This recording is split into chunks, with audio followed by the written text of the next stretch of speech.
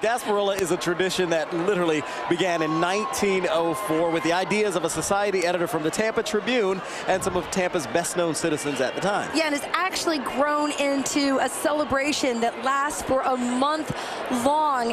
And this year there is a new man at the helm. Yeah, there is. And News Channel 8's Jeff Patterson is going to tell us why it's a job that he has been preparing for his entire life.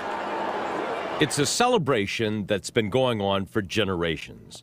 You're looking at the grandfathers and great-grandfathers of the pirates of today's Ye Mystic crew of Gasparilla, in the earliest known film of the event from 1928. The parade has evolved over the years, going from a weekday event to a weekend extravaganza, and it's growing, from just a few crews to a wide cross-section of revelers.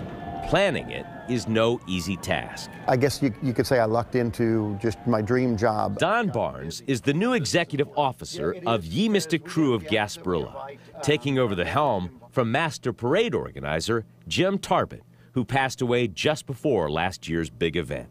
But as they say, as one door closed, another opened. So last year, about this time, I put my retirement paperwork in, and about the same time this job came open, and it was just a perfect match. So, believe it or not, there is more to the job than just planning for the children's parade or the big event of Gasparilla.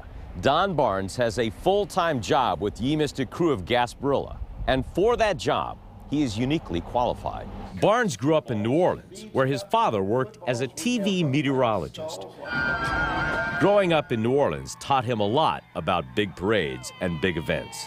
Barnes retired as a colonel from the U.S. Air Force, and all of that helped prepare him for his new job. It's logistics-based, which is a lot of what I did out at MacDill Air Force Base. I retired out of there as the Mission Support Group Commander, so I was in charge of the police department, fire department, emergency management. Now he's in charge of all of the floats, the parades, and making sure more than 700 partying pirates have a good time. It was really, really quiet until the first of the year when everybody goes, oh, holy crumbs.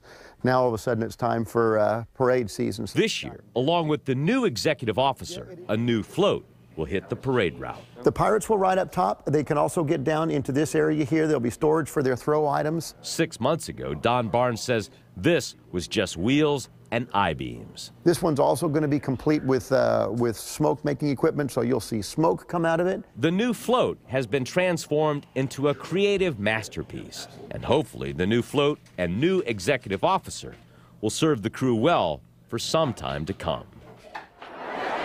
And that, of course, was Jeff Patterson reporting. You'll see him out here wandering the parade route with the Rough Riders. Yeah, the Rough Riders are famous for beads. Next year, you know, Jeff Patterson's going to head the Rough Riders. I did not know that. So that means we have an inside track to lots of beads. And you know what you have to say that I learned from his story? If you get hit in the head with beads. Oh, holy crumbs? Yes, holy crumbs. That's it. I love that. I don't know what that means, but it's awesome. Holy crumbs. And the float that they were talking about was unit number 19. It's called the Skeleton. So we'll let you know when that brand new float comes rolling through. And we're going to see so many floats, marching bands, all kind of folks making their way down the parade route. And we can't see it yet from our vantage point, but we do see a few pirates coming the way. So that's good news. That means I think things are it's almost started, here. Yeah, just seconds away.